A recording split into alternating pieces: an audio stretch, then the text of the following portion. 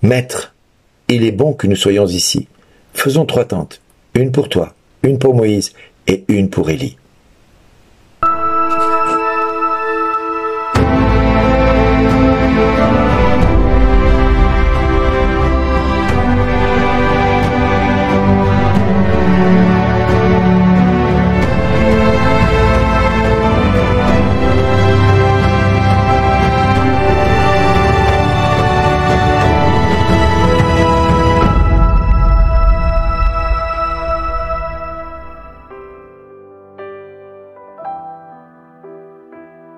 Bonjour les amis, aujourd'hui nous célébrons la transfiguration du Seigneur et je ne vais pas m'attarder plus longtemps, mais si vous regardez le film de Chosen, à un moment donné vous ne verrez jamais la scène de la transfiguration qui pose problème à tout le monde évangélique, tout le monde protestant ne peuvent avoir et ne peuvent comprendre ce moment-là où Dieu le Père choisit de transfigurer son Fils, de le rendre lumineux et de lui permettre de s'entretenir avec Moïse et Élie, qui ont vécu bien des siècles avant. Il se trouve que Pierre, Jacques et Jean sont des témoins oculaires de cette scène. On ne peut pas nier la chose. Et en étant témoins oculaires, ils manifestent aussi le fait qu'ils sont heureux d'être là. Pierre est le premier à parler déjà pour commencer, pour dire « Il est bon que nous soyons ici. Faisons 3 tentes, une pour Moïse, une pour Élie et une pour toi. » Pierre est dans le temporel, mais en même temps, il voit le ciel ouvert devant lui. Et Jésus essaie de nous dire 2 choses. La première, il nous faut nous réjouir. Nous réjouir de cet événement qui est en train de se produire devant nos yeux. Et que Moïse et Élie s'entretiennent avec Jésus, c'est la 2e bonne nouvelle. Parce que c'est le ciel qui est ouvert. Il n'y a pas de séparation entre le ciel et la terre. Dieu peut permettre à tout le monde dans le ciel de se rendre présent pour une raison particulière que lui juge importante. Et c'est pour ça que Marie apparaît dans le monde entier et que la gloire de Dieu se manifeste partout où elle passe et où les hommes et les femmes se convertissent et cherchent le Fils de Dieu et à suivre le Fils de Dieu. Alors oui, dans cette histoire, nous avons un premier témoignage qui nous est donné. C'est le témoignage des apôtres. Nous voyons les apôtres qui sont là et qui contemplent Moïse et Élie qui s'entretiennent avec Jésus. En clair, ils sont en train de nous apporter un trésor sur un plateau, mais un trésor inimaginable, un trésor qui n'a pas de prix, un trésor dont aujourd'hui encore nous pouvons en jouir et en profiter un max, parce que quelque part, si Pierre, juste en voyant Moïse et Élie, les connaît, c'est déjà parce que quelque part, il a une forme de révélation intuitive. Il n'a jamais vu Moïse et Élie de leur vivant, parce qu'ils ont vécu des siècles avant eux. Mais Pierre les reconnaît et les connaît dans son âme, dans son cœur. Et il sait que lui, c'est Moïse, lui, c'est Élie. Ils s'entretiennent avec Jésus et ils voient quelque chose de grandiose. Cela nous montre que l'Église n'est pas si éloignée du ciel qu'on ne pense. Même si parfois elle semble purement terrestre, eh bien, j'aurais envie de dire, soyons dans cette même démarche que Thérèse de l'Enfant Jésus l'a été à un moment donné, quand elle dit par exemple, le trésor de la mère appartient à l'enfant. Alors la mère, il s'agit de Marie, la mère de Jésus. Le trésor, c'est Jésus, bien évidemment. Et l'enfant, c'est chacun de nous. Eh bien, quand elle dit ça, on se dit, oui, c'est une phrase comme une autre. Mais si on décortique cette phrase, le trésor de la mère, c'est-à-dire Jésus, appartient à l'enfant que nous sommes. Jésus nous appartient. Et bien là, dans la transfiguration, cette transfiguration nous appartient, nous ne devons pas nous la laisser voler. Et même si dans le film de Chosen, il ne parle pas de la transfiguration, il ne demeure pas moins que cet événement a existé et qu'il a été révélé par les apôtres eux-mêmes. Et cette transfiguration, aujourd'hui encore, est une pierre d'achoppement entre le protestantisme et nous, qui nous croyons que ceux qui passent de ce monde à l'autre vont de ce monde à l'éternité. Alors oui, le monde protestant dit la même chose. Quand nous passons ce monde, nous allons vers l'éternité. Seulement voilà, pour les protestants, quand nous mourrons, si nous ne sommes pas convertis, nous allons en enfer. Et pour tout le monde protestant, c'est ça.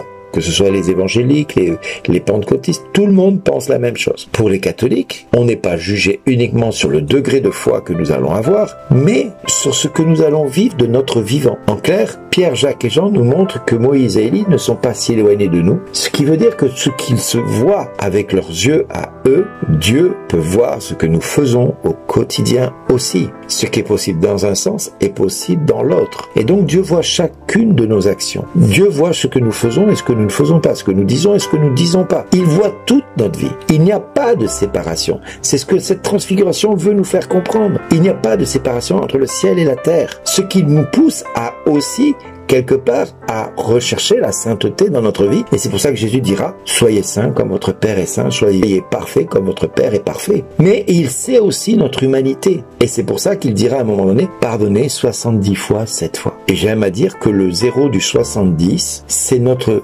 incapacité à pardonner. Et lui vient nous rejoindre dans cette incapacité à pardonner en faisant du haut de la croix le pardon parfait, en disant, Père, pardonne-leur, ils ne savent pas ce qu'ils font. Et quand il dit ils ne savent pas, il parle de chacun de nous, qui faisons des choses qui n'auront jamais dû être. Et malgré cela, Dieu va nous juger, non pas au nombre de gens qu'on aura guéris, délivrés, ressuscités ou purifiés comme les lépreux, mais au nombre de cœurs que nous aurons aimés durant notre vie. C'est à l'amour que vous aurez les uns pour les autres que l'on vous reconnaîtra comme mes disciples. Et que je vous reconnaîtrai quelque part comme mes disciples. Parce que Paul dira, j'aurais beau ressusciter les morts, j'aurais beau guérir les malades, j'aurais beau chasser les démons, purifier les lépreux, si je n'ai pas l'amour, je ne suis rien pour Dieu. Donc nous voyons là dans cet évangile que Dieu nous interpelle à chercher devant lui quelque chose qui est plus grand, plus dynamique et qui nous pousse à espérer que, heureusement que Dieu ne regarde pas le degré de notre foi et le nombre de miracles que nous pouvons faire, ni même le nombre de fois que nous prions en langue, parce que beaucoup seraient condamnés de ce fait. Mais la miséricorde de Dieu est plus grande que notre péché. Et Jésus, il est venu pas simplement pour ceux qui croient,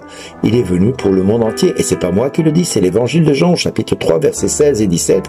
Quand il dit « Car Dieu a tant aimé le monde », il n'a pas dit uniquement ceux qui ont confessé Jésus, qu'il a donné son Fils unique, afin que quiconque croit en lui ne périsse pas, mais ait la vie éternelle. Mais il rajoute juste après, comme pour entériner quelque chose qui semble inconcevable pour beaucoup de monde, parce que là, si on écoute le premier verset, il faut croire pour avoir la vie éternelle. Mais le deuxième verset 17 nous dit car Dieu n'a pas envoyé son Fils dans le monde pour juger le monde, mais pour que le monde soit sauvé. Donc l'objectif de Dieu, c'est de sauver le monde. Alors, au travers de la foi ou au travers simplement des actes d'amour, et c'est ce que Jésus dira. Il n'y a pas de plus grand amour que de donner sa vie pour ceux qu'on aime. Eh bien, l'acte d'amour suprême que Jésus va manifester, c'est cette passion qui va suivre cette transfiguration. Et cette transfiguration va être comme un antième d'ouverture de ce que le ciel nous prépare et nous propose dans l'avenir. C'est-à-dire cette éternité qui vient jusqu'à nous et qui se rend présent à nous à travers les transfigurations que Pierre, Jacques et Jean ont pu contempler et à travers aussi les manifestations de tous les saints qui se sont manifestés au long des siècles, y compris les apparitions de la Vierge Marie qui depuis des siècles